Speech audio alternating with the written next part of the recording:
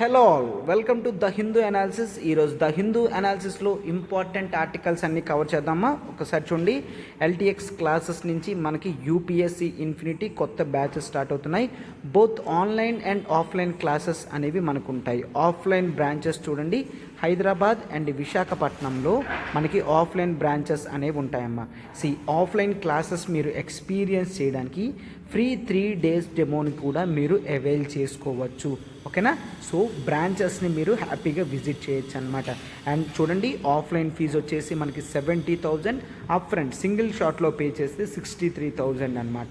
Online live plus recorded అయితే 60,000, up front pay చేస్తే 54,000. Online recorded అయితే ఈఎంఐ ఆప్షన్లో 50,000, అప్ ఫ్రంట్ 45,000. క్లియర్? మీరు హ్యాపీగా 5,000 పర్ మంత్ ఈఎంఐ కడుతూ మీరు దీన్ని క్లియర్ చేయొచ్చు అనమాట. మనకిది లైఫ్ టైం వ్యాలిడిటీ ఉంటుంది. క్లియర్? లైఫ్ టైం వ్యాలిడిటీ ఉంటుందమ్మా.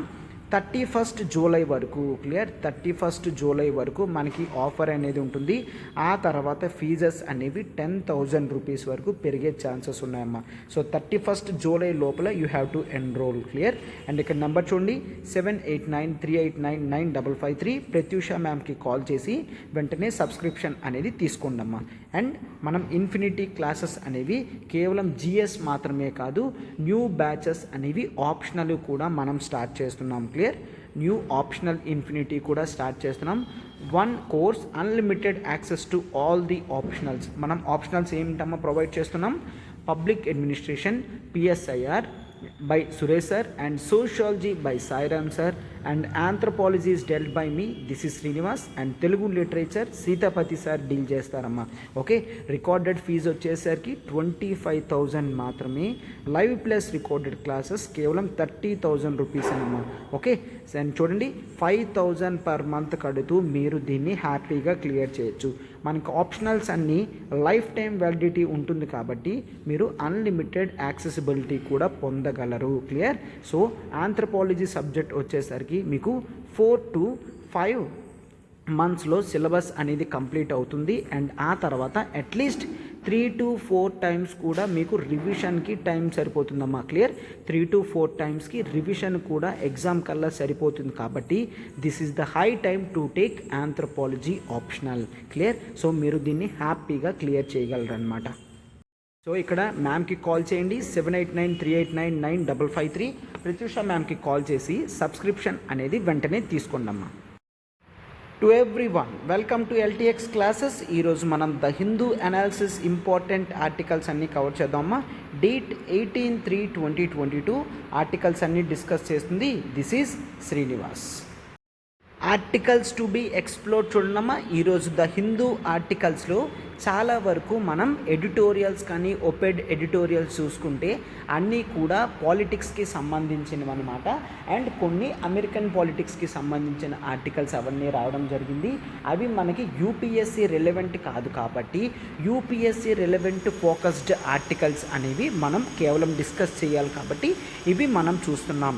First of all, presidential election today. Okay, ఈరోజు ప్రెసిడెన్షియల్ ఎలక్షన్ అవుతుంది. సో ప్రెసిడెన్షియల్ ఎలక్షన్ ఏ విధంగా జరుగుతుంది అంతా కూడా మనం బ్యాక్గ్రౌండ్తో చెక్ చేద్దాం.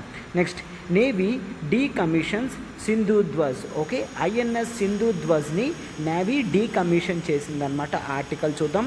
And only 50% of farmers benefited from loan waivers. Loan waiver అంటే ఏంటి? Loan weavers ఇవ్వచ్చా? ఎకానమిక్ మంచిదేనా? ఇవన్నీ కూడా ఆర్టికల్లో డిస్కస్ చేద్దాం. నెక్స్ట్, ఫారెస్ట్ ఫైర్స్ అనేవి సౌత్ వెస్ట్ యూరోప్లో స్ప్రెడ్ అవుతుంది. ఓకేనా? దాని గురించి కూడా నీట్గా చూద్దాం. చూడండమ్మా, మనకి ఏపీపీఎస్సీ నుంచి అఫీషియల్గా నోటిఫికేషన్ వస్తుంది అన్న గ్యారంటీ ఉంది. సో మనకి మీరు వెంటనే దీనికి సబ్స్క్రిప్షన్ చేసుకుంటే మంచిదమ్మా. మనం గ్రూప్ 1 లైవ్ ప్లస్ రికార్డెడ్ కేవలం 35,000కి, అండ్ రికార్డెడ్ అయితే 30,000కి, గ్రూప్ 2 అయితే 12,000కి రికార్డెడ్ క్లాసెస్ ఇవ్వడం జరుగుతుందన్నమాట. అండ్ కేవలం ఏపీ ప్యాక్ కావాలనుకున్నా 5,000 రూపీస్కి మీకు లాంచ్ చేయడం జరిగిందమ్మా. అండ్ ఇక్కడ చూడండి, 7893899553. ప్రత్యూష మ్యామ్కి కాల్ చేసి మీరు సబ్స్క్రిప్షన్ అనేది వెంటనే తీసుకోవచ్చు అనమాట. వ్యాలిడిటీ కూడా 31st జూలై వరకే. 31st జూలై తర్వాత 5,000 వరకు కూడా ఛాన్సెస్ ఇంక్రీజ్ అవ్వడానికి ఉందమ్మా. మనకి ఇది లైఫ్ టైం వ్యాలిడిటీ వస్తుంది కాబట్టి మీరు వెంటనే సబ్స్క్రిప్షన్ చేసుకోవచ్చు. అండ్ టీఎస్పిఎస్సి కూడా same group 1 live plus recorded 35,000, కేవలం రికార్డెడ్ అయితే 30,000, గ్రూప్ 2 రికార్డెడ్ అయితే 12,000కే మనం చూస్తాం. అండ్ తెలంగాణ ప్యాక్ టోటల్ మనం 5,000 రూపీస్కే లాంచ్ చేయడం జరిగింది. Clear. So Telangana history, movement, geography, economy అలా ఇండివిజువల్ ప్యాక్స్ కూడా మనం ఇవ్వడం జరుగుతుంది. ఓకే, వ్యాలిడిటీ అనేది 31 జూలై వరకు మనకు ఉందమ్మా. లైఫ్ టైం వ్యాలిడిటీ మీకు వస్తుంది కాబట్టి మీరు హ్యాపీగా క్లాసెస్ అనేవి మీరు వినొచ్చు అనమాట. సో ఇంకెందుకమ్మా లేట్, ఇక్కడ నెంబర్ చూడండి 7893899553. ప్రత్యూష మ్యామ్కి కాల్ చేసి సబ్స్క్రిప్షన్ అనేది వెంటనే తీసుకుందమ్మా. మన ఫస్ట్ ఆర్టికల్ చూడమ్మా. Presidential election today, Murmu has an edge over Sinha అని ఇస్తున్నారు. చూసారా. అయితే ఇక్కడ ఈ ఆర్టికల్ దేని గురించి చెప్తున్నారు, ఈరోజు ప్రెసిడెన్షియల్ ఎలక్షన్ కదా, దాని గురించి చెప్తున్నారు అనమాట. ఓకే, సో అయితే ఇండియాలో ప్రెసిడెంట్ పొజిషన్ అనేది ఫస్ట్ పొజిషన్ కాబట్టి ఈ రోల్ అనేది మనకి చాలా ఇంపార్టెంట్. ఇది ఎక్కడ ఇంపార్టెంట్, మనకి GS2 పాలిటీలో important. Okay, GS2 polity. Clear. GS2 పాలిటీలో మనకి చాలా ఇంపార్టెంట్ అనమాట. అయితే ఇక్కడ మనం ఈ ప్రెసిడెన్షియల్ ఎలక్షన్ గురించి, ప్రెసిడెంట్ యాక్టివిటీస్ గురించి ఇన్ జనరల్గా ఒక్కసారి చూసుకుందాం. చూడండి అమ్మా. ప్రెసిడెంట్ ఒక్కసారి చూస్తే మనకి ఇండియన్ కాన్స్టిట్యూషన్లో part 5, okay, part 5 of Indian constitution deals with the position of president of India. Okay, ప్రెసిడెంట్ని మనం ఎలక్ట్ చేస్తాము. ఏం చేస్తాం, ఎలక్ట్ చేస్తాం. సార్ అయితే ఈ ఎలక్షన్లో అందరూ పార్టిసిపేట్ చేయొచ్చా? నో, కొంత స్పెషల్ గ్రూప్ అనేది పార్టిసిపేట్ చేస్తుంది. అందరూ పార్టిసిపేట్ చేయరమ్మా. ఫర్ ఎగ్జాంపుల్ ఎమ్మెల్యేస్కి, ఎంపీస్కి 18 ఇయర్స్ దాటిన ప్రతి ఒక్కరూ కూడా ఓటు వేస్తారు. బట్ ప్రెసిడెన్షియల్ ఎలక్షన్లో సెపరేట్ బాడీ ఉంటుంది. క్లియర్. దాన్ని మనం ఎలక్టోరల్ కాలేజ్ అని అంటాము. క్లియర్. ఎలక్టోరల్ కాలేజ్ అని అంటాము. ఆ ఎలక్టోరల్ కాలేజ్లో వాళ్ళు మాత్రమే ప్రెసిడెంట్కి ఓటు వేస్తారు. క్లియర్. ఎస్. అయితే ఈ ఎలక్టోరల్ కాలేజ్ అనేది మనకి చాలా ముఖ్యం అన్నమాట. ఫైన్. సో అయితే మీరు ఇక్కడ చూడండి, ఇక్కడ ఎవరెవరు పార్టిసిపేట్ చేస్తారో చూద్దాం. బట్ దానికి ముందు ఒకసారి మన ప్రెసిడెంట్కి ఎలక్షన్ అనేది పెట్టడం వలనే ఇండియా ఏమైంది, ఎస్, రిపబ్లిక్ అవుతుంది. సార్ రిపబ్లిక్ అంటే ఏంటి? రిపబ్లిక్ అంటే ఎలక్టెడ్ హెడ్ ఉన్నారు అంటే ఏ కంట్రీకైనా ఆ కంట్రీని రిపబ్లిక్ అని అంటాం. సార్ అమెరికా రిపబ్లిక్ కదా, ఎస్, అమెరికన్ ప్రెసిడెంట్ని కూడా ప్రజలు ఎలక్ట్ చేస్తారు కాబట్టి దాన్ని రిపబ్లిక్ అని అంటాం. సార్ మరి యూకే, ఎస్, యూకే అనేది రిపబ్లిక్ కాదు. ఎందుకు? యూకేలో హెడ్ ఆఫ్ ది స్టేట్ ఎవరంటాం, కింగ్ ఆర్ క్వీన్ అంటాం. ఇప్పుడు క్వీన్ ఉన్నది కదా, సో యూకే అనేది రిపబ్లిక్ కాదు. సౌదీ అరేబియా, నో, అక్కడ కింగ్ రూల్ ఉంది కాబట్టి వాళ్ళు కూడా రిపబ్లిక్ కాదు. ఓకేనా. సో అయితే ఏ కంట్రీలో అయితే ఎలక్టెడ్ హెడ్ ఉంటారో వాళ్ళనే రిపబ్లిక్ అని అంటాం. మనం కూడా ప్రెసిడెన్షియల్ పొజిషన్ని వారసత్వంగా ఎవరికి ఇవ్వకన్నా, ఒక రాజు చేతుల్లో ఉంచకుండా ప్రజల చేత గెలిచిన నాయకులు ఇక్కడ ప్రెసిడెంట్కి ఓటు వేస్తారు. సో ఈ ఎలక్షన్ని మనం ఇండైరెక్ట్ ఎలక్షన్ అని కూడా అంటాము. ఏ ఎలక్షన్ అంటామమ్మా? Indirect election. ఎందుకు? ప్రజలు డైరెక్ట్గా ఓటు వేయరు, ప్రజల చేత ఎన్నుకోబడ్డ నాయకులు ఓటు వేస్తారనమాట. అయితే ఈ ఎలక్టోరల్ కాలేజ్లో ఎవరుంటారో చూడండమ్మా. ఈ ఎలక్టోరల్ కాలేజ్లో first of all elected members of elected MPs of both Lok Sabha plus Rajya Sabha. Clear. Elect అయి గెలిచిన ఎంపీస్ బోత్ లోక్సభ వాళ్ళు, రాజ్యసభ వాళ్ళు ఇద్దరు పోటీ చేస్తారు. బట్ కేవలం ఎలక్టెడ్ మెంబర్స్ మాత్రమే, నామినేటెడ్ మెంబర్స్ వాళ్ళకి ఈ ఎలక్టోరల్ కాలేజ్లో స్కోప్ అనేది ఉండదు. క్లియర్. ఎలక్టోరల్ కాలేజ్లో స్కోప్ అనేది ఉండదు అనమాట. క్లియర్. సేమ్ అలానే ఎంపీస్ చూసారు కదా. నెక్స్ట్ ఎలక్టెడ్ ఎమ్మెల్యేస్ కూడా చూస్తాము. Clear. Elected MLAs of all the states. Okay, elected MLAs of all the states sir అయితే ఎమ్మెల్సీ అంటాం కదా, వాళ్ళు రారా? నో, ఎమ్మెల్సీస్ పార్టిసిపేరు చేయరమ్మా. కేవలం పార్లమెంట్లో మాత్రమే బోత్ లోక్సభ అండ్ రాజ్యసభ ఉంటుంది.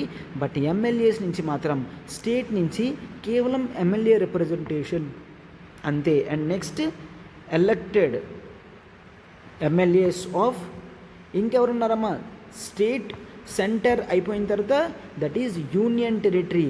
అండ్ మనకి యూనియన్ టెరిటరీస్లో ఢిల్లీ అండ్ పుడుచ్చేరి, ఈ 2 యూనియన్ టెరిటరీస్లో మాత్రమే ఎమ్మెల్యేస్ ఉన్నారు కాబట్టి ఎమ్మెల్యేస్ కూడా పోటీ చేస్తారు. ఎమ్మెల్యేస్ అనేవాళ్ళు పోటీ చేయరు, ఎందుకంటే ప్రతి స్టేట్లో ఎమ్మెల్సీ వాళ్ళు లేరు. కేవలం 10 స్టేట్స్లో మాత్రమే ఎమ్మెల్యేస్ ఉన్నారు, ఎమ్మెల్సీస్ ఉన్నారు. క్లియర్? మిగిలిన స్టేట్స్లో కేవలం ఎమ్మెల్యేస్ మాత్రమే ఉండడం వలన మనం ఎమ్మెల్యేస్ ఆఫ్ ఆల్ స్టేట్స్ పెట్టాము, ఎమ్మెల్యేస్ ఆఫ్ యూనియన్ టెరిటరీస్ పెట్టాం, and elected MPs of Lok Sabha plus Rajya Sabha. Clear? Lok Sabha రాజ్యసభకి ఎలక్ట్ అయిన వాళ్ళే, సెలెక్ట్ అయిన వాళ్ళు నామినేట్ అయిన వాళ్ళని తీసుకోము, కేవలం ఎలక్ట్ అయిన వాళ్ళు మాత్రమే తీసుకుంటామన్నమాట. వీళ్ళందరినీ కలిపి ఒక ఎలక్టోరల్ కాలేజ్ కింద నిర్ణయించడం జరిగింది. ఈ ఎలక్టోరల్ కాలేజ్లో మాత్రమే వీళ్ళు ఎలక్షన్స్లో పార్టిసిపేట్ చేయగలరు అన్నమాట. క్లియర్? అయితే చూడండి, ఇక్కడ ఆ specially constituted electoral college, okay, వాళ్ళు మాత్రం ఓటు వేస్తారు. బట్ అయితే ఈ కాలేజ్లో ఎంపీస్ ఉంటారు, ఎమ్మెల్యేస్ ఉంటారు. అవునా? ఎంపీస్ ఉంటారు, ఎమ్మెల్యేస్ ఉంటారు. ఒక్కొక్క ఎమ్మెల్యే ఒక్కొక్క స్టేట్ నుంచి రిప్రజెంటేషన్ ఉంటుంది. అయితే అందరినీ కలిపి ఒక ఓటు అనేది ఇవ్వరు అనమాట. Okay, there is vote value అనేది డిఫరెన్స్ వస్తుంది. ఓట్ వాల్యూ ఆఫ్ ఎమ్మెల్యేని ఎలా చూస్తారో చూడండమ్మా. టోటల్ పాపులేషన్ ఆఫ్ స్టేట్ చూస్తాం. First of all vote value of ఎమ్మెల్యేకి total population of state, okay, by తర్వాత అక్కడ number of constituencies, number of MLA constituencies ఉన్నాయో చూస్తాము. Clear? Number of elected members అని చూస్తాం. Clear? Number of MLA constituencies or number of elected members. Clear? Elected MLAs ఇలా చూస్తాము. Into 1/1000 అనేది చూస్తాము. నెంబర్ ఆఫ్ ఎలక్టెడ్ ఎమ్మెల్యేస్ చూస్తాము. క్లియర్? అండ్ ఇక్కడ టోటల్ పాపులేషన్ చూస్తాము. దీంతో ఒక వాల్యూ అనేది వస్తుంది. ఆ వాల్యూనే ఓట్ వాల్యూ ఆఫ్ ఎమ్మెల్యే అని అంటాం. Total population of state by number of elected MLAs into 1/1000 అని చూస్తాం. వచ్చిన వాల్యూనే vote value of MLA. Sir ఇలా అయితే ఎమ్మెల్యేస్ ఓట్ వాల్యూ అంతా ఒకలా ఉండదు కదా. Yes, you are right. ప్రతి ఒక్క ఎమ్మెల్యే ఓటు వాల్యూ కూడా ఒకలా ఉండదు. ఫర్ ఎగ్జాంపుల్ తెలంగాణలో ఉన్న ఓట్ వాల్యూ ఆఫ్ ఎమ్మెల్యే అనేది 500 ఉండొచ్చు. ఆంధ్రాలో ఉన్న ఎమ్మెల్యే ఓటు వాల్యూ అనేది 450 అవ్వచ్చు, ఎంతైనా అవ్వచ్చు. ఉత్తరప్రదేశ్లో ఉన్న ఓట్ వాల్యూ, ఓకే, ఉత్తరప్రదేశ్లో ఉన్న ఓట్ వాల్యూ ఆఫ్ ఎమ్మెల్యే 650 అయినా అవ్వచ్చు. ఇలా ఏ స్టేట్లో ఉన్న ఎమ్మెల్యే మనకు స్టేట్లో ఉన్న ఎమ్మెల్యేకి ఓట్ వాల్యూ అనేది సరిగ్గా ఉండదు, టోటల్గా డిఫరెన్స్ అనేది ఉంటుంది. సార్ మరి ఎంపీ ఓట్ వాల్యూ ఎలా ఉంటుంది చూడండి ఒక్కసారి. ఎంపీ ఓట్ వాల్యూ అని చూస్తాం. ఒక ఎంపీ ఓట్ వాల్యూ ఎంత ఉందో చూడమ్మా. టోటల్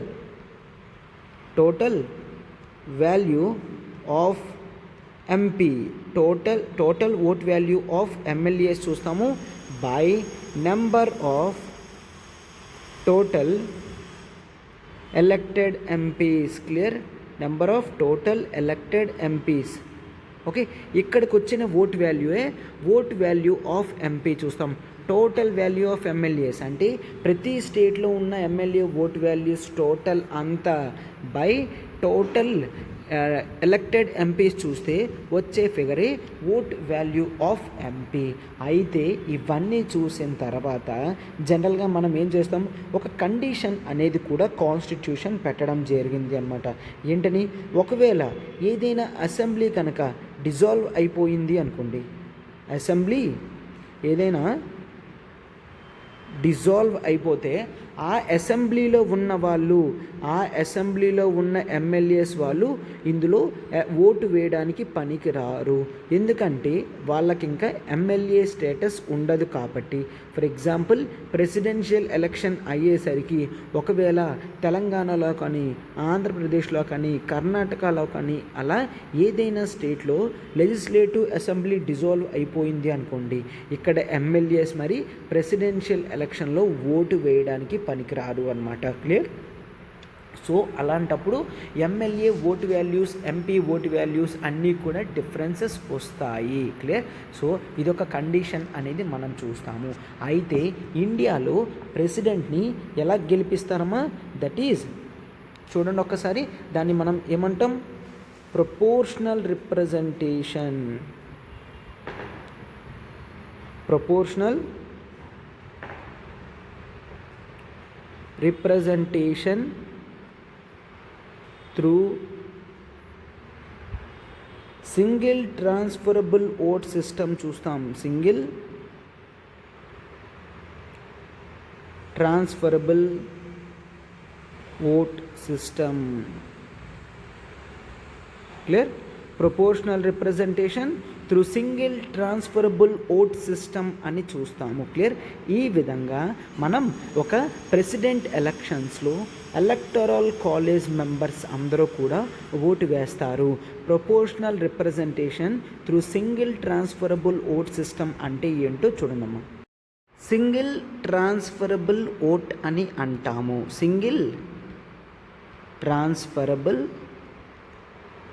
ఓట్ అని అంటాము. క్లియర్? అయితే ఇప్పుడు ఎలక్షన్స్లో చూడండమ్మా, ఎవరెవరు నిల్చుంటున్నారు మనకి. ఇప్పుడు ప్రెసిడెన్షియల్ ఎలక్షన్ అయినప్పుడు ఇలా మెంబర్స్ నేమ్స్ ఇస్తారు. ఫర్ ఎగ్జాంపుల్ ఇక్కడ నెంబర్ రాస్తారు. ఇక్కడ ఈ నెంబర్ పేరు ముర్ము, సెకండ్ నేమ్ ఇప్పుడు యశ్వంత్ సిన్హా కదా, యశ్వంత్ సిన్హా అని ఇలా నెంబర్ రాస్తారు. For example third person name మనం XYZ అనుకున్నాము అనుకోండి, ఇట్లాగా నెంబర్ ఉంటుంది. ఇక్కడ ఎలక్టోరల్ కాలేజ్ మెంబర్స్ అందరూ కూడా ఇక్కడ నెంబర్స్ వేస్తారు. ఫర్ ఎగ్జాంపుల్ జెడ్కి ఫస్ట్ అనుకోండి, జెడ్కి ఫస్ట్ వన్ వేస్తారు. ముర్ము సెకండ్ అనుకుంటే సెకండ్ వేస్తారు. యశ్వంత్ సిన్హాకి థర్డ్ అంటే థర్డ్ వేస్తారు. అంటే ఇక్కడ ఏం వేస్తున్నారమ్మా? ఓట్ ప్రిఫరెన్స్ అనేది వేస్తున్నారు అన్నమాట. క్లియర్? Vote preference. నా ఫస్ట్ ప్రిఫరెన్స్ ఎవరు, సెకండ్ ప్రిఫరెన్స్ ఎవరు, థర్డ్ ప్రిఫరెన్స్ ఎవరు, అలా ప్రిఫరెన్స్ ఆఫ్ ఓట్ అనేది ఇక్కడ మనం ఎలక్టోరల్ కాలేజ్ ఎంపీస్ అందరికీ కూడా ఉంటుంది. అందుకే దీన్ని proportional representation through single transferable vote system అని చూస్తాము. అంటే ఇక్కడ ఏమవుతుంది, మనకి ఆ ఎలక్టోరల్ కాలేజ్లో ఎంపీ ఓటు వాల్యూ అంతా కలిపి, ఎమ్మెల్యే ఓటు వాల్యూ అంతా కలిపి ఉన్న నెంబర్లో ఎలక్టోరల్ కోటా అనేది రావాలి. ఎలక్టోరల్ కోటా వచ్చిన తర్వాత మాత్రమే వాళ్ళు గెలిచినట్టు. ఈ ఎలక్టోరల్ కోటా ఎంత రావాలి సార్ అంటే, total MP MLA valid votes ఉంటాయి కదమ్మా, /2 + 1 అని చూస్తాం. దాన్ని మనం ఎలక్టోరల్ కోటా అని అంటాం. ఒకవేళ అందరి MPs and MLA vote values అన్నీ కలిపి 10,000 వాల్యూ అనుకోండమ్మా. 10,000/2 + 1 అంటే 5,001 ఎప్పుడైతే వస్తుందో అప్పుడే వాళ్ళు ప్రెసిడెంట్ కింద గెలిచినట్టు. ఓకేనా? సో ఇప్పుడు ఎంపీస్ ఎమ్మెల్యేస్ అందరూ కూడా ఇలా ఓట్లు వేస్తారు. సో అందులో ఏమవుతుందో చూడండమ్మా. అయితే 10,000 కదా, 5,001 రావాలి. సో అయితే ఇక్కడ ముర్ము ఉన్నారు, యశ్వంత్ సిన్హా ఉన్నాడు, XYZ మరొక వ్యక్తి. సో అలాగా ప్రతి ఒక్కరూ కూడా ఓటు వేస్తారు కదా. ఫర్ ఎగ్జాంపుల్ చూడండి, ముర్ముకి 4,000 రావడం జరిగింది. క్లియర్? ముర్ముకి 4,000 వచ్చాయి అండ్ యశ్వంత్ సిన్హాకి 3,500 వచ్చాయి. క్లియర్? సో అయితే ఇక్కడ మిగిలిన 2,500 జెడ్కి రావడం జరిగింది. క్లియర్? అండ్ ఈ జెడ్కి వచ్చిన తర్వాత సింగ్ ఇప్పుడు ఎవరూ కూడా గెలవలేదు. ఎందుకు? ఎలక్టోరల్ కోటా అనేది ఎవరికి కూడా రాలేదు. సో ఎలక్టోరల్ కోటా ఎవరికి కూడా రాకపోతే లీస్ట్ నెంబర్ ఆఫ్ ఓట్స్ ఎవరికి ఉన్నాయో వాళ్ళవి నల్లిఫై చేసి మిగిలిన వాళ్ళకి వెళ్ళడం జరుగుతుంది. ఫర్ ఎగ్జాంపుల్ ఇక్కడ ఎగ్జాంపుల్ ఇది చూడండమ్మా. ఫస్ట్ ఒక ఓటు వాల్యూ జెడ్ అనే vote value first vote value జెడ్కి ఇవ్వడం జరిగిందా, సెకండ్ ముర్ముకి ఇవ్వడం జరిగింది కదా. సో జెడ్ క్యాన్సిల్ అయిపోయిన తర్వాత ఆ ఓట్లన్నీ కూడా ఎవరెవరికి వెళ్తాయి, సెకండ్ ప్రిఫరెన్స్ ఎవరైతే ఉన్నారో వాళ్ళు ఇప్పుడు ఫస్ట్ ప్రిఫరెన్స్గా వస్తారు. క్లియర్, వాళ్ళు ఇప్పుడు ఫస్ట్ ప్రిఫరెన్స్గా వస్తారనమాట. అంటే ఈ 2500లో ఒకవేళ చూడండి 2000 ఓట్స్ అనేవి ముర్ముకి వెళ్ళాయి అనుకోండి సెకండ్ ప్రిఫరెన్స్, అండ్ కేవలం 500 మాత్రమే యశ్వంత్ సిన్హాకి వెళ్తే అప్పుడు ముర్ము గారికి 6000 వస్తాయి, యశ్వంత్ సిన్హాకి 4000 వస్తాయి. మార్క్ ఎంత, 5001. సో ముర్ము ఆమె గెలుస్తుంది. అర్థమవుతుంది కదా. సో ఈ విధంగా సింగిల్ ట్రాన్స్ఫరబుల్ ఓట్ సిస్టంలో అన్లెస్ ఎలక్టోరల్ కోటా వచ్చినంత వరకు కూడా తక్కువ మెంబర్స్ ఉన్న ఓట్లు అన్నీ కూడా ట్రాన్స్ఫర్ అవుతూనే ఉంటాయి అన్నమాట. క్లియర్, అట్లాగా ట్రాన్స్ఫర్ అవుతూ ఉంటాయి, మనం అది చూస్తాము. క్లియర్. సో ఈ విధంగా ఓవరాల్గా మనకి ఎలక్షన్స్ అనేవి ప్రెసిడెన్షియల్ ఎలక్షన్ ఎండింగ్కి వస్తాయి అన్నమాట. అయితే చూడండమ్మా ఇంపార్టెంట్ పాయింట్స్. అయితే ఇప్పుడు ప్రెసిడెన్షియల్ ఎలక్షన్ అయినప్పుడు ఎలక్షన్ డౌట్స్ ఏమైనా వచ్చాయి అనుకోండి, ఎలక్షన్ డౌట్స్, ఈ ఎలక్షన్ డౌట్స్ అన్నీ కూడా ఎవరు సాల్వ్ చేస్తారమ్మా, that is nothing but supreme court. Clear, supreme కోర్టుదే ఫైనల్ డెసిషన్ అని చూస్తాము. సుప్రీం కోర్ట్ ఇచ్చిన డెసిషన్ అనేది final and binding. Clear, election disputes of president అంతా కూడా సుప్రీం కోర్ట్ ఆఫ్ ఇండియా చూసుకుంటుంది. అయితే ప్రెసిడెన్షియల్ ఎలక్షన్ ఎవరమ్మా కండక్ట్ చేస్తారు, that is by election commission of India అని చూస్తాం. ఇండియాలో ఉన్న election commission of India presidential election conduct చేస్తుంది. ఓకేనా. అయితే ప్రెసిడెంట్ ఎలక్షన్స్ అనేవి ఏ విధంగా జరుగుతాయి, ఎస్ ఇండైరెక్ట్ ఎలక్షన్స్తో proportional representation through single transferable vote system చూస్తాము. ఇండైరెక్ట్ ఎలక్షన్ జరుగుతుంది. అయితే మీరు ఒక్కటి చూడాలి, ఏంటి అంటే constituent assembly debates. Constituent assembly డిబేట్స్లో దీని గురించే చర్చకు వచ్చిందనమాట. ఏంటని, మనము ఇది అంతా కూడా డైరెక్ట్ ఎలక్షన్స్ పెడితే ప్రాబ్లం ఏమొస్తుంది. క్లియర్, ప్రెసిడెంట్కి డైరెక్ట్ ఎలక్షన్సే పెట్టచ్చు కదా అంటే చాలామంది నో అని చెప్పారు. ఎందుకంటే ఫస్ట్ ఆఫ్ ఆల్ ఒకవేళ ప్రెసిడెంట్ కూడా ప్రజల చేత డైరెక్ట్గా ఎన్నుకోకబడితే ప్రైమ్ మినిస్టర్ పవర్స్ ఎక్కువ ఇవ్వాలా, ప్రెసిడెంట్కి పవర్స్ ఇవ్వాలా? ఇద్దరూ కూడా ప్రజలే నిర్ణయించినప్పుడు ఇద్దరికీ కూడా పవర్స్ ఎక్కువే ఉండాలి కదా. సో డైరెక్ట్ ఎలక్షన్స్ వద్దు. అండ్ ఆ తర్వాత జనరల్గా ఇంకేంటమ్మా చెప్పడం జరిగింది ఇక్కడ, ఎప్పుడూ కూడా ఎలక్షన్ అంటే చాలా ఎక్కువ ఎక్స్పెన్స్ కదా. సో హ్యూజ్ ఎక్స్పెన్స్ అవుతుంది. కేవలం నార్మల్ పొజిషన్ వ్యక్తికి అంత అవసరమా అని. ఎందుకంటే ప్రెసిడెంట్ది మనం ఏమని చూస్తామమ్మా, is the nominal head of the state అని చూస్తాము. President nominal head of the state. The real head ఎవరమ్మా, ప్రైమ్ మినిస్టర్.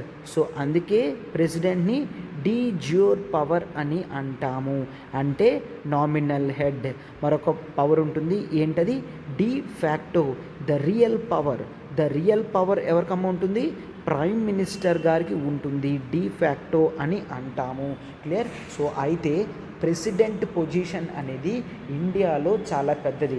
ఎవరు ప్రెసిడెంట్ కింద అవ్వచ్చు, ప్రెసిడెంట్ కింద అవ్వాలంటే one should be the citizen of India. ఖచ్చితంగా ఆ వ్యక్తి సిటిజన్ ఆఫ్ ఇండియా అవ్వాలి. అండ్ ఆ తర్వాత ఆ వ్యక్తికి 35 ఇయర్స్ ప్లస్ ఉండాలి. 35 ఇయర్స్ ప్లస్ ఉండాలి అన్నమాట. క్లియర్. అతను ఎలక్షన్లో గెలవాలి అంటే అతని క్వాలిఫికేషన్స్ అనేవి లోక్సభ మెంబర్కి ఎటువంటి క్వాలిఫికేషన్స్ ఉండాలో ఆ క్వాలిఫికేషన్స్ ఉండాలి అని మనం చూస్తాము. ఓకేనా. ఎస్. అయితే ఇప్పుడు ప్రెసిడెంట్ కింద అట్లీస్ట్ నామినేషన్ చేయడానికైనా కొన్ని రూల్స్ అవి ఉంటాయి. చూడండమ్మా, ప్రెసిడెంట్ కింద నామినేట్ చేయడానికి అట్లీస్ట్ మనకి 5 ఎలక్టర్స్ కావాలి. క్లియర్.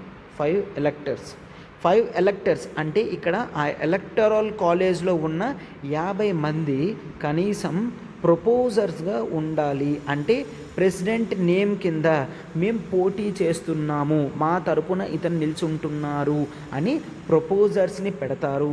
అండ్ ఆ తర్వాత 50 ఎలక్టర్స్ సెకండర్స్ కింద ఉంటారు. క్లియర్?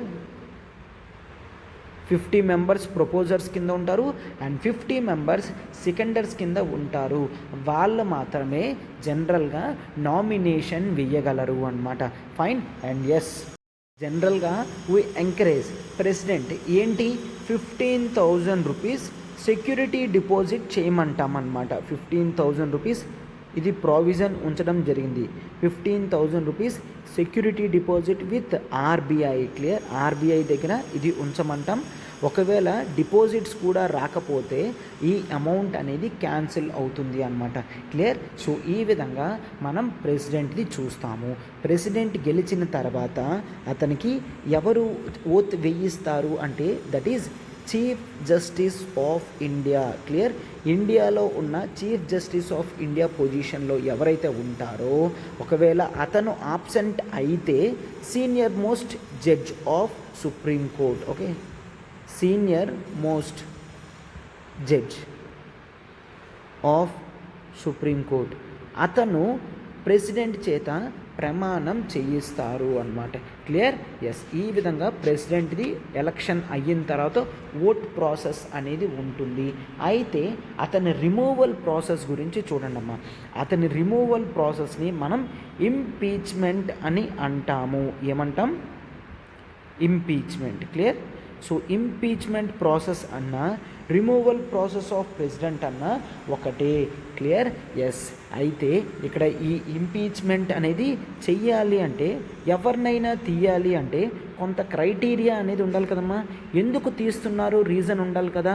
ఎస్, ఆ రీజన్ కాన్స్టిట్యూషన్ ఏం చెప్పిందంటే violation of constitution.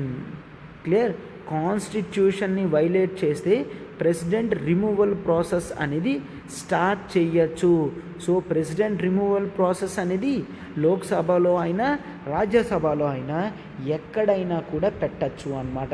Clear? So అయితే వైలేషన్ ఆఫ్ కాన్స్టిట్యూషన్ అంటే ఏంటి సార్?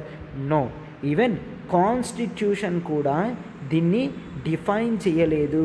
కాన్స్టిట్యూషన్ కూడా దీన్ని డిఫైన్ చేయలేదన్నమాట. ఆ డెఫినేషన్ అనేది మనం ఎక్కడ కూడా చూడం. వైలేషన్ ఆఫ్ కాన్స్టిట్యూషన్ అని చూస్తామన్నమాట. ఫైన్. సో ఇంపీచ్మెంట్ ప్రాసెస్ని మనం లోక్సభలో అయినా రాజ్యసభలో అయినా పెట్టచ్చు. క్లియర్? ఎస్. అయితే ఆ ఇంపీచ్మెంట్ ఛార్జెస్ అనేవి at least 1/4 members of house 1/4 members of house చేత మూవ్ అయిన ఒక రిజల్యూషన్ని పాస్ చేయాలి. క్లియర్? ఒక రిజల్యూషన్ని పాస్ చేయాలి. ఆ రిజల్యూషన్ని స్పీకర్ హౌస్లో పెట్టడం జరుగుతుంది అన్నమాట.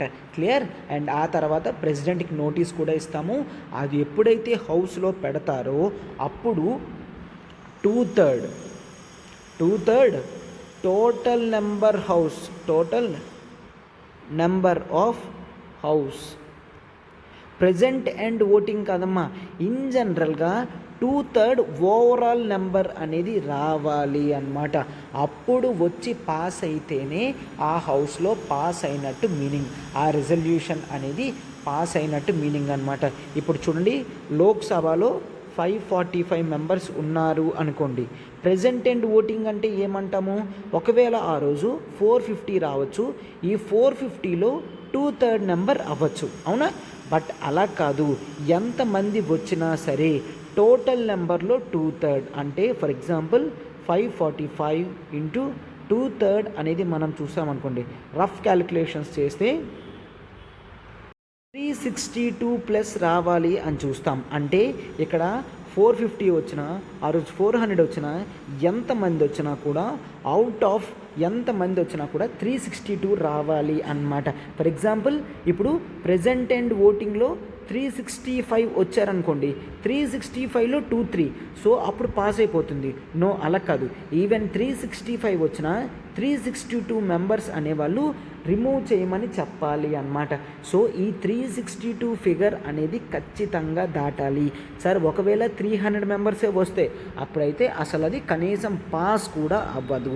సో అందుకని 2/3 of total members of house అనేది చూస్తాము అన్నమాట. క్లియర్? ఎస్. ఎప్పుడైనా ప్రెసిడెంట్ పొజిషన్ అనేది వేకెంట్ అయితే అప్పుడు వైస్ ప్రెసిడెంట్ అన్న వ్యక్తి ప్రెసిడెంట్ కింద యాక్ట్ చేస్తాడు. క్లియర్? వైస్ ప్రెసిడెంట్ వ్యక్తి ప్రెసిడెంట్ కింద యాక్ట్ చేస్తాడు. మళ్ళీ ఎలక్షన్ అయి ప్రెసిడెంట్ వచ్చినా ఆర్ హెల్త్ ఇష్యూస్ వల్ల ప్రెసిడెంట్ బ్రేక్ తీసుకున్నా మళ్ళీ వైస్ ప్రెసిడెంట్ పొజిషన్లోకి వైస్ ప్రెసిడెంట్ వెళ్ళిపోతారు అన్నమాట. అయితే ఇండియన్ ప్రెసిడెంట్కి అమెరికన్ ప్రెసిడెంట్కి డిఫరెన్స్ ఏంటి అంటే, అమెరికన్ ప్రెసిడెంట్ అనేవాడు కేవలం తన లైఫ్ టైంలో 2 times మాత్రమే ప్రెసిడెంట్షిప్ హోల్డ్ చేయగలడు. బట్ ఇండియాలో మాత్రం ప్రెసిడెంట్ ఎన్నిసార్లైనా కూడా ప్రెసిడెంట్షిప్ని తీసుకోవచ్చు అనమాట. N number of times he can elect as president అని మనం చూస్తామన్నమాట. సో ఇంతవరకు మనకి సరిపోతుందమ్మా. సో చూసారు కదా, టోటల్గా ఆర్టికల్ అంతా ఈరోజు ప్రెసిడెన్షియల్ ఎలక్షన్ జరుగుతుంది కాబట్టి మొత్తం చెప్పడం జరిగింది. అయితే ఇప్పుడు ఆర్టికల్లో చూస్తే ఆర్టికల్లో మనకు చెప్తున్నారు ఒక MP vote value, MLA vote value అంతా డిఫరెన్స్ వస్తుంది అని చెప్తున్నారు. ఓవరాల్గా ఓటు వాల్యూ నెంబర్ ఎంత ఉంది, ఏ స్టేట్లో ఎంత ఉన్నాయి, కొన్ని స్టేట్ ఎగ్జాంపుల్స్ కూడా ఇవ్వడం జరిగిందమ్మా. అదే మీరు ఇక్కడ ఓట్ వాల్యూ ఆఫ్ ఎంపీ అని ఇక్కడ చూసాం కదా, ఆర్టికల్లో ఎంత ఇస్తున్నారు, ఓట్ వాల్యూ ఆఫ్ ఎంపీ అనేది 700 ఇవ్వడం జరుగుతుంది అన్నమాట. సార్ మరి ఎమ్మెల్యేది ఒక్కొక్క స్టేట్లో ఒక్కొక్క ఎమ్మెల్యే ఓటు వాల్యూ చేంజ్ అవుతుంది కాబట్టి ఇవ్వలేదు.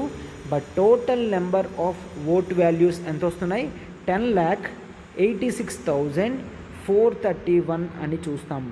10,86,431. సో దీంట్లో ఎలక్టోరల్ కోటా అంటే మనం చూస్తాం కదా, by2 + 1. ఓకే, ఇందులో హాఫ్ చేస్తాం, +1 చేస్తాం, అది ఎంతమందికి వస్తాయో అంత చూస్తాం.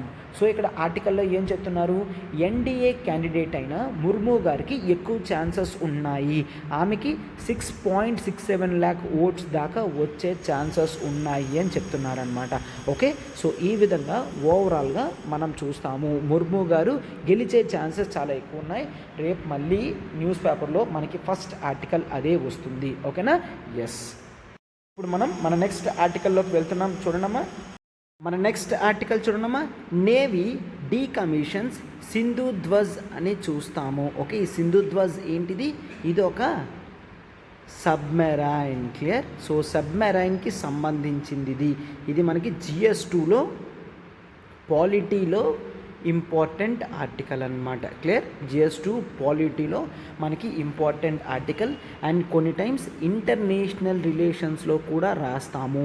ఎందుకు, ఇప్పుడు ఇక్కడ చూస్తున్న సబ్మెరైన్ ఏదైతే ఉందో ఇది కిలో క్లాస్కి సంబంధించిన సబ్మెరైన్. ఈ కిలో క్లాస్ అనేవి మనం రష్యా నుంచి తెచ్చుకున్నామన్నమాట. క్లియర్? ఇది 35 years నుంచి సర్వీస్లో ఉంది.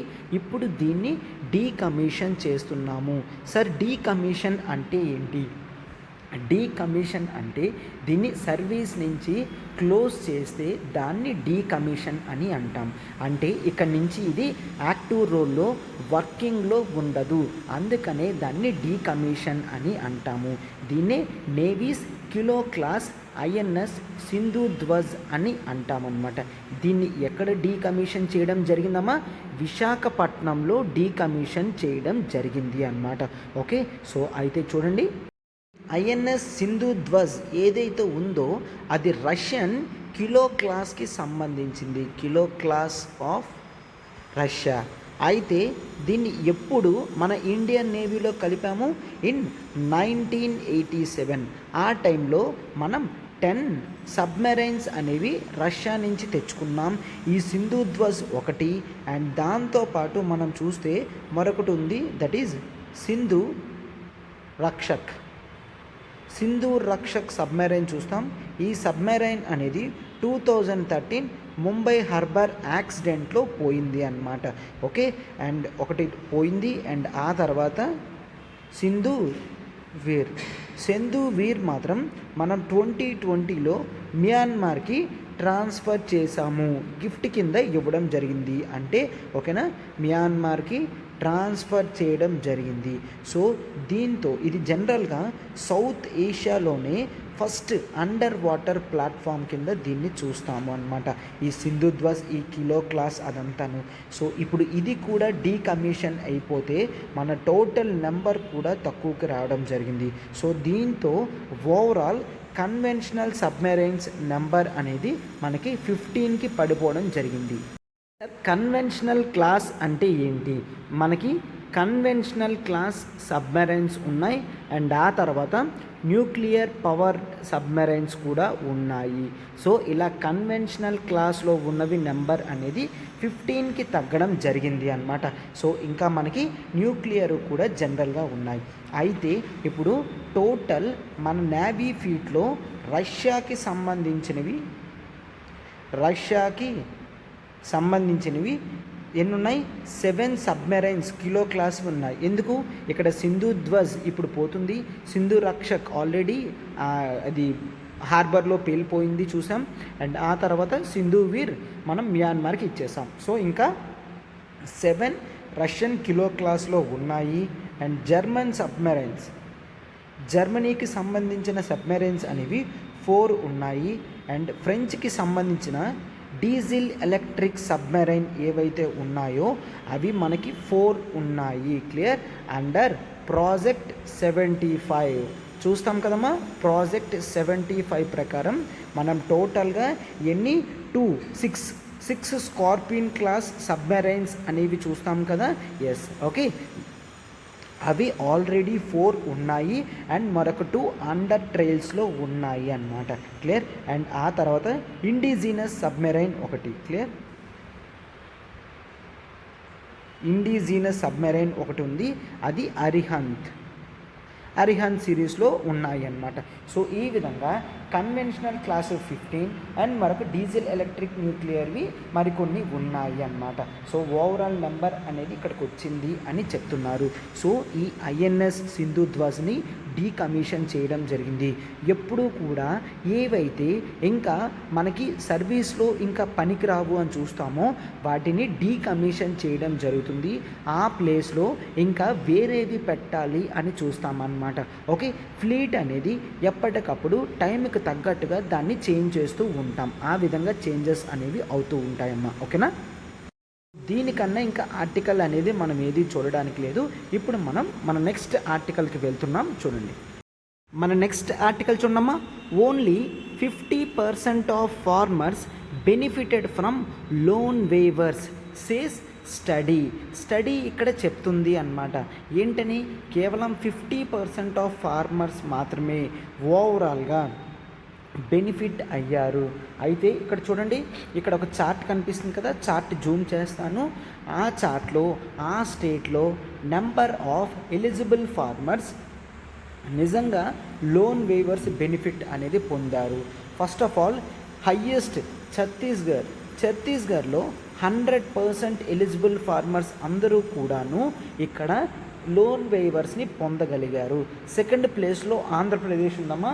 ఆంధ్రప్రదేశ్ 92% సెకండ్ పొజిషన్లో ఉంది. మహారాష్ట్ర 91, ఉత్తరప్రదేశ్ 52, కర్ణాటక 38, పంజాబ్ 24, జార్ఖండ్ 13, మధ్యప్రదేశ్ 12 అండ్ తెలంగాణ లీస్ట్లో ఉంది. తెలంగాణలో కేవలం 5% ఆఫ్ ఎలిజిబుల్ ఫార్మర్స్ మాత్రమే లోన్ వేవర్స్ని పొందగలిగారు. క్లియర్?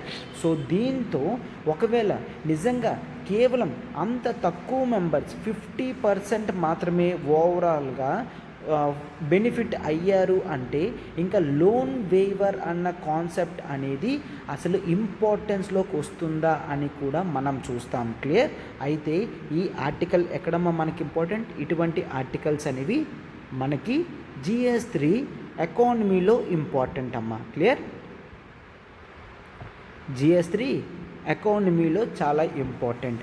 అయితే ఇప్పుడు ఆర్టికల్ మనం మొత్తం నీట్గా డీటెయిల్డ్గా చూద్దాము. దానికి ముందు కాస్త బ్యాక్గ్రౌండ్ అనేది ఇంపార్టెంట్ అనమాట. అసలు లోన్ వేవర్ రావాలి అంటే అసలు లోన్స్ ఇవ్వాలి కదా. సో ఆ ప్రాసెస్ ఇదంతా, అసలు లోన్ వేవర్ అంటే ఏంటి, అదంతా కూడా మనం ఒకసారి క్లియర్గా చూద్దాం. ఓకేనా? ఎస్. అయితే ఈ ఆర్టికల్లో ఇది చాలా ఇంపార్టెంట్ డేటా అనమాట. అండ్ నెక్స్ట్ చూడండమ్మా, దీని గురించి డీటెయిల్డ్గా బ్యాక్గ్రౌండ్తో సహా చూద్దాం. ఫస్ట్ ఆఫ్ ఆల్ ఫార్మర్స్కి అంటే most of the farmers in India వాళ్ళందరూ కూడా చాలామంది పూర్ స్టేట్లోనే ఉంటారు, పవర్టీ స్టేట్లో ఉంటారనమాట. వాళ్ళకి అగ్రికల్చరల్ ఫీల్డ్స్ కూడా చాలా తక్కువే ఉంటుంది. Agricultural fields clear. మనకి డేటా రిపోర్ట్స్ ఏం చెప్తాయంటే 85% ఆఫ్ ఫార్మర్స్, ఇండియాలో 85% ఫార్మర్స్కి కేవలం 1 to 2 హెక్టేర్స్ ఆఫ్ ల్యాండ్ మాత్రమే ఉంటుంది. కేవలం 1 to 2 హెక్టేర్స్ ఆఫ్ ల్యాండ్ మాత్రమే ఉంటుంది. సో ఆబ్వియస్లీ వాళ్ళు చాలా పూర్ ఉంటారు అండ్ టెక్నాలజీ కూడా చాలా లోగా ఉంటుంది. ఫైన్. అయితే ప్రతి క్రాప్ సీజన్కి కూడా మోస్ట్ ఆఫ్ ది టైం వాళ్ళకి ఏం కావాలి, ఇన్పుట్స్కి డబ్బులు కావాలి. అవునా? ఫార్మింగ్ ఇన్పుట్స్కి అంటే పెస్టిసైడ్స్ కొనడానికి, ఫర్టిలైజర్స్ కొనడానికి, సీడ్స్ కొనడానికి, ఇలాంటివన్నీ కొనడానికి వాళ్ళకి ఇన్పుట్స్ అనేవి కావాలి. ఆ ఇన్పుట్స్ కావాలి అంటే వాళ్ళకి లోన్స్ అనేవి కావాలి. వాళ్ళ దగ్గర క్యాష్ ఉండదు కాబట్టి వాళ్ళకి లోన్స్ కావాలి. అయితే లోన్స్ వాళ్ళకి 2 టైప్ ఆఫ్ లోన్స్ ఉంటాయి. ఓకే, ఒకటి ఫార్మల్ లోన్ అని అంటాము. క్లియర్? ఫార్మల్ లోన్ అని అంటాం. ఇంకొకటి informal loan. Okay, formal loan చూస్తే ఎక్కడ ఉంటాయి? ఫర్ ఎగ్జాంపుల్ బ్యాంక్స్లో తీసుకుంటే ఫార్మల్ లోన్స్ అని అంటాము. ఫినాన్షియల్ ఇన్స్టిట్యూషన్స్లో తీసుకుంటే ఫార్మల్ లోన్ అని అంటాం. ఇన్ఫార్మల్ లోన్ అంటే ఎక్కడ? దగ్గర హ్యాండ్ లోన్స్ ఇస్తూ ఉంటారు కదమ్మా. హ్యాండ్ లోన్స్ ఆర్ జనరల్గా చాలామంది డబ్బులు ఇస్తారు కదా, భూమి తాకట్టు పెట్టుకొని డబ్బులు ఇవ్వడం ఊర్లలో, అలాగా చూస్తే అది ఇన్ఫార్మల్ లోన్ అన్నమాట. ఫార్మల్ లోన్ ఎక్కడి నుంచి వస్తుంది? బ్యాంక్స్ నుంచి, ఫినాన్షియల్ ఇన్స్టిట్యూషన్స్ నుంచి వస్తాయి.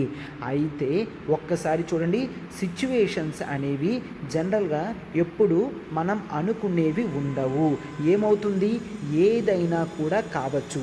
So possibilities of exigencies or జనరల్గా ద వర్స్ట్ కండిషన్స్ అనేవి చూడండమ్మా.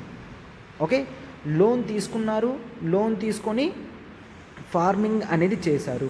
ఫార్మింగ్ అనేది చేసిన తర్వాత వాటి ప్రైసెస్ అనేవి పడిపోవచ్చు. అవునా? ప్రైసెస్ అనేవి పడిపోతే వాళ్ళు పెట్టిన దానికి కూడా డబ్బులు రావు. సో అక్కడ లాస్ వస్తుంది. లేదు అంటే క్రాప్కి డిసీజ్ రావచ్చు. క్రాప్ డిసీజ్ రావచ్చు. దానికి ఇన్సూరెన్స్ ఉండకపోవచ్చు. సో అప్పుడు లాస్ రావచ్చు. లేదు అంటే చూడండమ్మా, వీళ్ళు ఏవైతే సీడ్స్ కొంటారో ఆ సీడ్స్ అనేవి manipulated or dark seeds or failure seeds అని చూస్తాం. సీడ్స్ ఫెయిల్ అవ్వచ్చు. ఓకే, బ్లాక్ మార్కెటింగ్ సీడ్స్ ఇలాంటివి ఏవైనా కూడా కావచ్చు. సీడ్స్ ఫెయిల్ అయినా కూడా క్రాప్ అనేది జీరో అయిపోతుంది. అండ్ ఆ తర్వాత మాన్సూన్ ఎఫెక్ట్ అనేది అంత ఎఫెక్టివ్గా లేదు అనుకోండి, తక్కువ ఈల్డ్ రావచ్చు. ఆర్ ఇన్ జనరల్గా ఫ్లడ్స్ అయినా అవ్వచ్చు, డ్రాట్ సిచ్యువేషన్ అయినా అవ్వచ్చు. ఫ్లడ్స్ కానీ డ్రాట్ సిచ్యువేషన్ కానీ ఏదైనా అవ్వచ్చు. ఇటువంటి వర్స్ట్ సిచ్యువేషన్స్లో ఏమైనా కూడా వాళ్ళు తీసుకొచ్చిన లోన్ని మళ్ళీ రిటర్న్ కట్టలేని ప్రాబ్లం ఉంటుంది అన్నమాట. ఏం కండిషన్స్ ఉండొచ్చు? ప్రైసెస్ పడిపోవచ్చు, క్రాప్కి డిసీజెస్ రావచ్చు, సీడ్స్ ఫెయిల్ అవ్వచ్చు, మాన్సూన్ జీరో అవ్వచ్చు, ఫ్లడ్స్ కానీ డ్రాట్ కానీ రావచ్చు. టోటల్ ఫీల్డ్ అంతా కూడా వర్స్ట్గా అవ్వచ్చు. అవునా?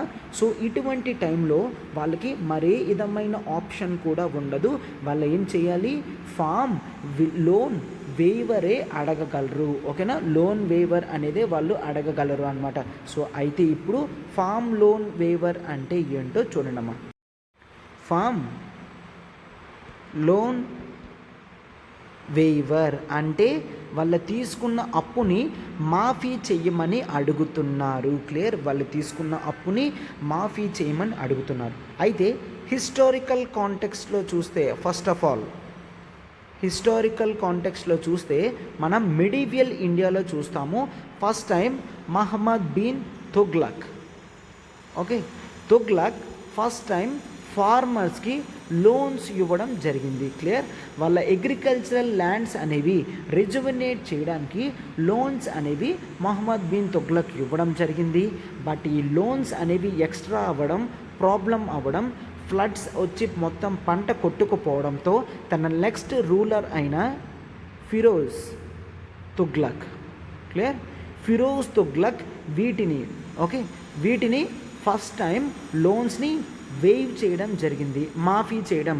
ఒకసారి మాఫీ చేశారు అంటే మరి మీరు కట్టాల్సిన అవసరం ఉండదు. సో అర్థమైంది కదమ్మా ఏం జరుగుతుంది?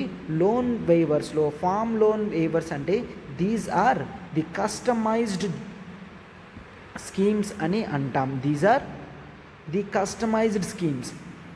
స్టేట్స్ అనౌన్స్ చేస్తాయన్నమాట ఫార్మర్స్ గురించి. జనరల్గా ఎలక్షన్స్ ముందు మనం చూస్తూ ఉంటాం కదమ్మా, మేము ఒక్కసారి పార్టీలోకి వచ్చిన వెంటనే ఫస్ట్ సంతకం ఫామ్ లోన్ వేవర్స్ మీద పెడతాము అని నాయకులు చెప్తూ ఉంటారు కదా. ఎస్, అదే దాన్నే ఫామ్ లోన్ వేవర్ అని అంటాము.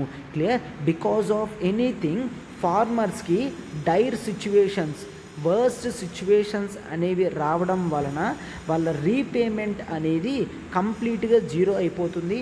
సో అప్పుడు సెంటర్ కానీ స్టేట్ కానీ కొంతవరకు కూడా రిలీఫ్ ఇవ్వచ్చు. అంటే 100% రిలీఫ్ ఇచ్చిన ఫామ్ లోన్ వేవరే అంటారు. ఆర్ ఎంత పర్సంటేజ్ ఇచ్చినా కూడా దాన్ని ఫామ్ లోన్ వేవరే అని అంటాము. క్లియర్? ఎస్. అయితే ఇక్కడ జనరల్గా సెంటర్ స్టేట్ ఇద్దరూ కూడా ఫామ్ లోన్స్ ఎవరికైనా కూడా ఇవ్వచ్చు. అయితే సార్ ఈ ప్రాసెస్లో ఫార్మర్స్కి డబ్బులు ఇస్తారా అంటే నో, డైరెక్ట్గా బ్యాంక్లోనే డిపాజిట్ చేస్తారు అన్నమాట, బ్యాంక్స్లోనే పే బ్యాక్ చేస్తారు. సో అందుకే ఇందాకన్నాను ఫామ్ లోన్ వేవర్స్లో లోన్స్లో మనం formal loan and informal loan చూస్తాం కదా. అయితే ఈ బ్యాంక్ వేవ్స్లో చూసినప్పుడు బ్యాంక్స్కి ఫినాన్షియల్ ఇన్స్టిట్యూషన్స్లో మాత్రమే మనకి గవర్నమెంట్ వాళ్ళు రీపే కడతారు తప్ప మనకి ఇన్ జనరల్గా హ్యాండ్ లోన్ తీసుకున్న వాళ్ళు ఇన్ఫార్మల్ లోన్స్లో 1 రూపీ కూడా సెంట్రల్ గవర్నమెంట్ కానీ స్టేట్ గవర్నమెంట్ కానీ పెట్టదు అన్నమాట. క్లియర్? అంటే ఇక్కడ ఫార్మల్ లోన్ మాత్రమే ఫామ్ లోన్ వేవర్కి క్వాలిఫై అవుతుంది. ఓకేనా? ఎస్, ఈ విధంగా మనం చూస్తామన్నమాట. ఫైన్. సో అయితే ఇటువంటి ఫామ్ లోన్స్ నిజంగానే రీజనల్ ఆలోచనేనా, పర్వాలేదు తీసుకొని రావచ్చా అంటే చూడండి అమ్మ, ఒక్కసారి దీని రేషనాలిటీని చెక్ చేద్దాం. ఓకే,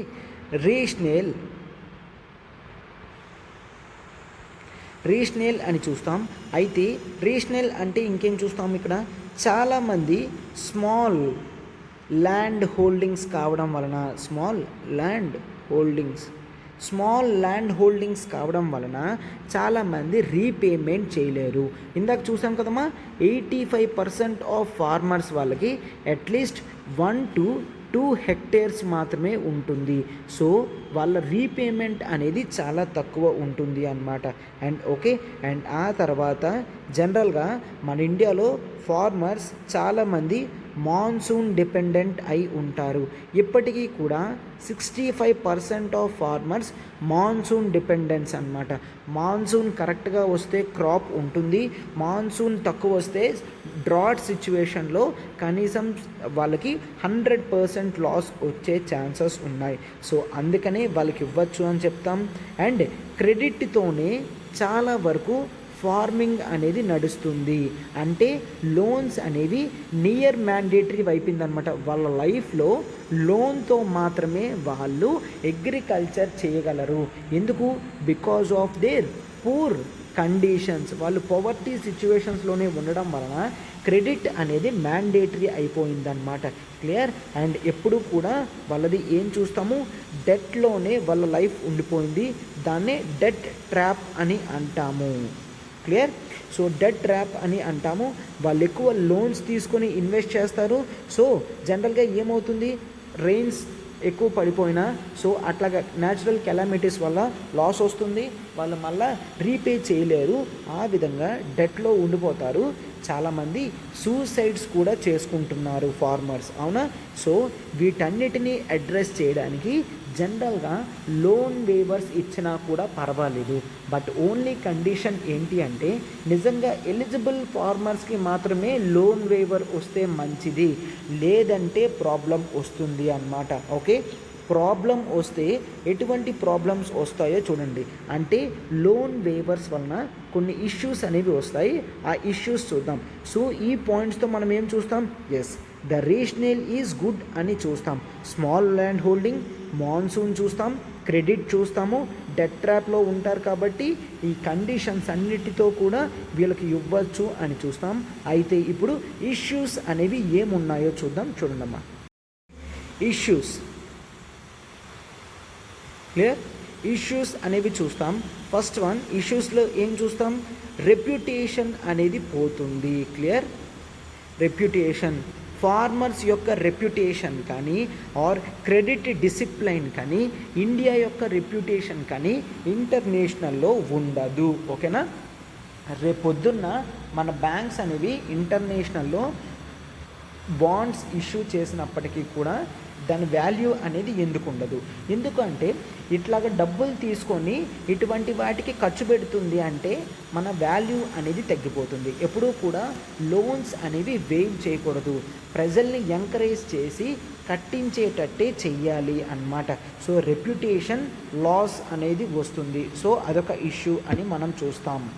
తర్వాత జనరల్గా మనం ఏమంటాం, ఫ్రీ రైడర్ ప్రాబ్లం కూడా ఉంటుంది అని అంటాం. ఫ్రీ రైడర్ ప్రాబ్లం అంటే ఏంటి, ఒకసారి ఇలా అలవాటు అయ్యింది అంటే ప్రతిసారి కూడా ఇంటెన్షనల్గా మన దగ్గర రీపేమెంట్ కెపాసిటీ ఉన్న ఎలక్షన్స్ దగ్గరలో మనం ఏం చేస్తాం, లోన్ అనేది రిటర్న్ పే చేయమన్నమాట. ఎందుకని, ఇక్కడ జనరల్గా మళ్ళీ ఈసారి ఎవరైతే వస్తారో వాళ్ళు కట్టుకుంటారు కదా అని. సో అది ఫ్రీ రైడర్ ప్రాబ్లం అంటాము. అండ్ నెక్స్ట్ కూడా మరొకటి ఏంటి, ఇప్పుడు మన వాళ్ళకి ఒకరు కట్టారంటే మనకు కూడా నెక్స్ట్ అది మన అకౌంట్ కూడా బ్యాంక్లోనే ఉంటుంది కాబట్టి ఓవరాల్గా గవర్నమెంట్ కట్టుకొని వెళ్తుంది కదా అని ఎలిజిబుల్ వాళ్ళు మాత్రమే కాదు, ఇన్ ఎలిజిబుల్ అయిన వాళ్ళు కూడా మ్యాన్యుపులేట్ చేసి కట్టించుకుంటారు అన్నమాట. Okay, yes. సో ఆ తర్వాత చూడండి మరొక ప్రాబ్లం ఏంటి ఉంటుంది అంటే ఒకసారి బ్యాంక్స్ ఇట్లా ఇచ్చి క్లోజ్ చేశాయంటే నెక్స్ట్ టైం వాళ్ళకి క్రెడిట్ వర్దినెస్ అనేది పోతుంది. క్లియర్, క్రెడిట్ వర్దినెస్, ఫార్మర్స్ యొక్క క్రెడిట్ వర్దినెస్ ఎప్పుడైతే తగ్గిపోతుందో వాళ్ళకి మిగిలిన ఫామ్ ఆఫ్ లోన్స్ అనేవి ఎప్పుడూ కూడా రావన్నమాట. కేవలం అగ్రికల్చరల్ లోన్స్ మాత్రమే కాదు, మిగిలిన టైప్ ఆఫ్ లోన్స్ కూడా రావని చూస్తామన్నమాట. సో క్రెడిట్ వర్దినెస్ అనేది తగ్గిపోతుంది.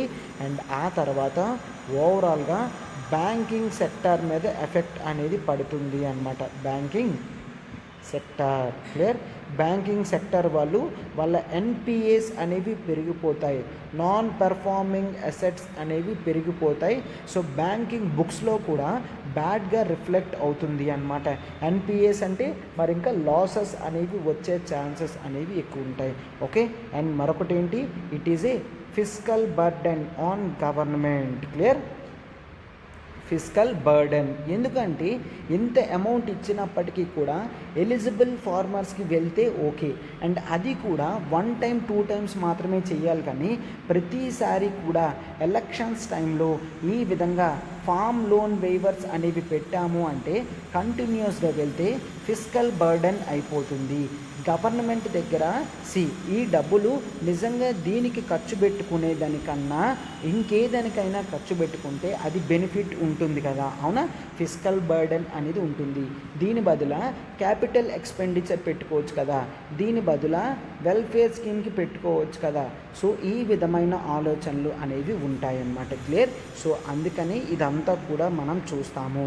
సో జనరల్గా ఏంటి, ఫామ్ లోన్ వేవర్స్ ఎప్పుడూ కూడా లాంగ్ టైంలో మంచిది కాదు. గవర్నమెంట్ ఫార్మర్స్ కెపాసిటీని పెంచాలి అని చూస్తాము, వాళ్ళ ఎబిలిటీ టు పే బ్యాక్ పెంచాలి అని చూస్తాం, మార్కెట్లో ప్రొడక్ట్స్ని సేల్ అయ్యేటట్టు చేస్తాము. డిస్ట్రెస్ సేల్ అంటే ప్రైసెస్ తగ్గిపోవడం కాకుండా ప్రైసెస్ జెన్యున్గా ఉండేటట్టు మనం హెల్ప్ చేస్తాం. ఈ విధంగా మనం అన్నీ చేస్తే ఫామ్ లోన్ వేవర్స్ అనే కాన్సెప్ట్ తీసుకోవాల్సిన అవసరం కూడా ఉండదు అని మనం చూస్తామన్నమాట. క్లియర్? సో ఈ విధంగా ఆర్టికల్ అంతా కూడా మనం ఇంపార్టెంట్ అనమాట. అందుకనే బ్యాక్గ్రౌండ్తో సహా చెప్పడం జరిగింది. ఇప్పుడు ఇక్కడ చూసాం కదమ్మా, మనం తెలంగాణలో కేవలం 5% ఆఫ్ ఫార్మర్స్ ఎలిజిబుల్ ఫార్మర్స్కే రావడం జరిగిందనమాట. క్లియర్? సో అందుకనే టార్గెటెడ్ ఫార్మర్స్కి ఒకవేళ వచ్చింది అంటే అది మంచిదే, కానీ లేదంటే మాత్రం చాలా ఇబ్బంది. స్టేట్ గవర్నమెంట్కి, సెంట్రల్ గవర్నమెంట్కి తన ఫిస్కల్ బర్డెన్ అనేది పెరిగిపోతుంది అన్నమాట. ఫైన్. సో అందుకని ఓవరాల్గా నెక్స్ట్ టైం నుంచి ఇటువంటివి తీసుకొని రాకుండా ఉంచితే మంచిదన్నమాట. సో ఈ స్టడీలో అది కొంత తెలిసింది అన్నమాట. కేవలం కొంతమంది మాత్రమే ఎలిజిబుల్ వాళ్ళు మాత్రమే పొందగలుగుతున్నారు అని. ఓకేనమ్మా? సో ఇప్పుడు చూడండి, మనం మన నెక్స్ట్ ఆర్టికల్కి వెళ్తున్నాం. ఆర్టికల్ చూడమ్మా, ఫారెస్ట్ ఫైర్స్ రేజ్ ఇన్ ఎక్కడ? South west Europe. సో ఇది మనం ఒక జియోగ్రఫీ ఆర్టికల్ అని చూస్తామన్నమాట. Clear?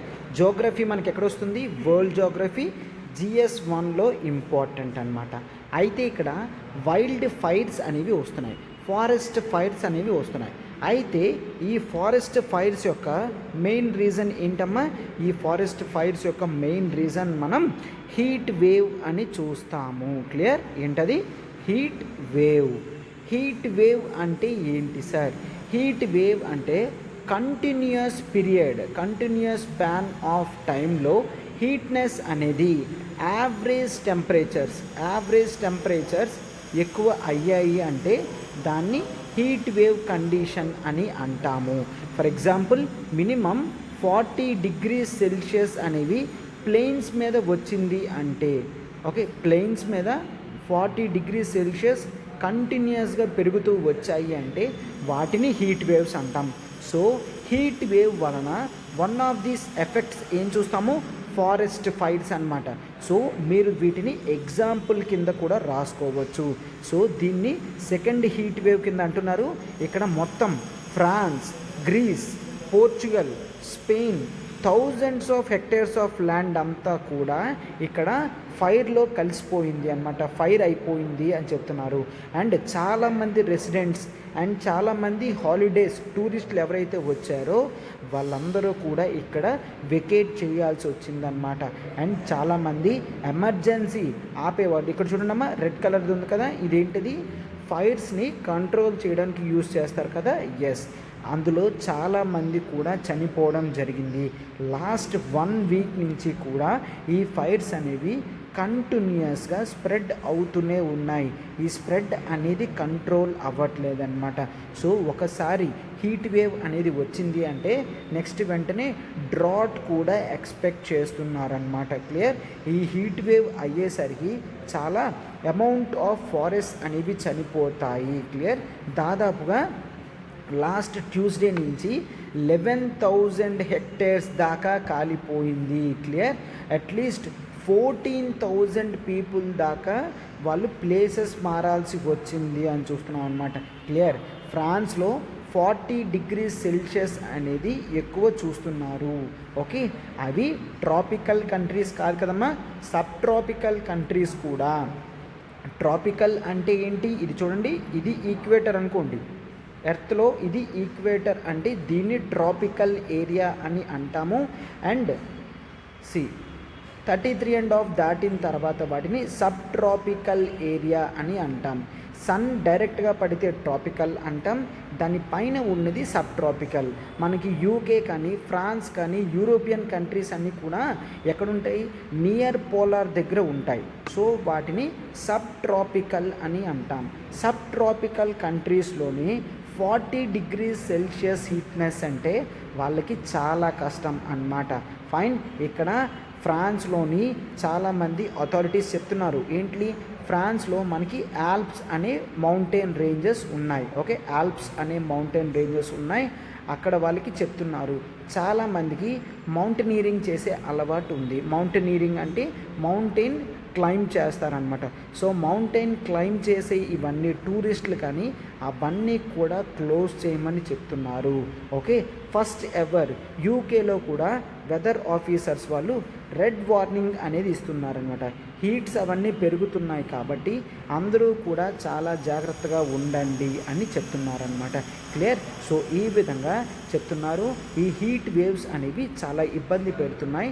Thousands of hectares of ఫారెస్ట్ని ఇవి క్లోజ్ చేస్తున్నాయి అన్నమాట. క్లియర్? ఇంత ప్రాబ్లమ్స్ అనేవి మనం ఫేస్ చేస్తున్నాం అని చెప్తున్నారు. Okay, yes. మనం యూపీఎస్సీ ఇన్ఫినిటీ వర్కింగ్ ప్రొఫెషనల్స్కి ఎక్స్క్లూజివ్ లైవ్ క్లాసెస్ అనేవి స్టార్ట్ చేస్తున్నాము. ఎప్పుడు? వీకెండ్స్లో. ఓకేనా?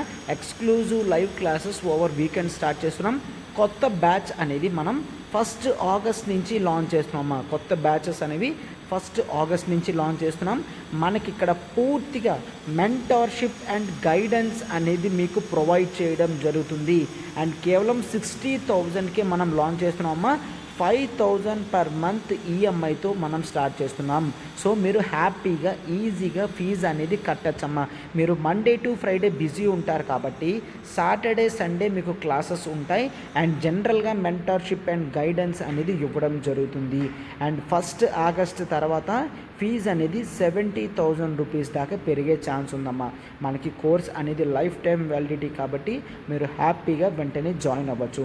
అండ్ ఇక్కడ నెంబర్ చూడండి, 7893899553. Okay, yes. అండ్ అదే కాదు, మనకి UPSC infinity for college students చూస్తే ఇక్కడ చూడమ్మా, 1 ఆగస్ట్ నుంచి కాలేజ్ స్టూడెంట్స్ గురించి కూడా మనం ఎక్స్క్లూజివ్గా డెడికేటెడ్గా క్లాస్ స్టార్ట్ చేస్తున్నాం. అయితే ఫీచర్స్ చూడమ్మా, ఇక్కడ మనం ఫస్ట్ ఇయర్లో ఎసెన్షియల్ స్కిల్స్ అనేవి నేర్పించడం జరుగుతుంది. Like art of making notes కానీ, art of reading news paper కానీ, ఆర్ట్ ఆఫ్ రివిజన్ కానీ చెప్పడం జరుగుతుంది. అండ్ బేసిక్ కాన్సెప్ట్స్ అన్నీ కూడా 6th to 12th కవర్ చేయడం జరుగుతుంది. టెస్ట్స్ అనేవి మీరు రెగ్యులర్గా రాస్తారు. అండ్ కరెంట్ అఫైర్స్ అనేవి డిస్కషన్ చేయడం జరుగుతుంది. అండ్ పర్సనాలిటీ డెవలప్మెంట్ కానీ, కమ్యూనికేషన్ స్కిల్స్ కానీ, ఇంటర్వ్యూ స్కిల్స్ కానీ టోటల్గా ఉండడం జరుగుతుంది అన్నమాట. And second year optional plus CSAT అనేది కవర్ అవుతుంది. క్లియర్? సెకండ్ ఇయర్ మీరు ఆప్షనల్ ప్లస్ సీసాట్ చూస్తారు. And third year regular UPSC infinity క్లాసెస్కి అప్గ్రేడ్ అవుతారు. Fine. So regular UPSC infinity క్లాసెస్కి మీరు అప్గ్రేడ్ అవుతారు కాబట్టి మీకు టోటల్గా సరిపోతుందమ్మా. ఒక్కసారి చూడండి, ఇది ఇనాగరల్ ఫీజ్ కాబట్టి మంత్లీ 3,000 చొప్పున మనం లాంచ్ చేయడం జరిగింది. అండ్ ఫీజ్ ఒక్కసారి ఇక్కడ చూస్తే 4,000 దాకా ఇరిగే ఛాన్స్ ఉంది అన్నమాట. 1 ఆగస్ట్ నుంచి మనం మంత్లీ 4,000 రూపీస్ అనేది పెట్టబోతున్నాము. సో 3,000 అనేది బెటర్ అమౌంట్ కాబట్టి ఇమ్మీడియట్గా జాయిన్ అవ్వండమ్మా. Under the guidance of Suresh sir మనం ఇది లాంచ్ చేస్తున్నాం. ఓకేనా? మనకి ఇది లైఫ్ టైం వ్యాలిడిటీ ఉంటుందమ్మా. సో ఇక్కడ నెంబర్ చూడండి, 7893899553. ప్రత్యూష మ్యామ్కి కాల్ చేసి సబ్స్క్రిప్షన్ వెంటనే తీసుకోండమ్మా.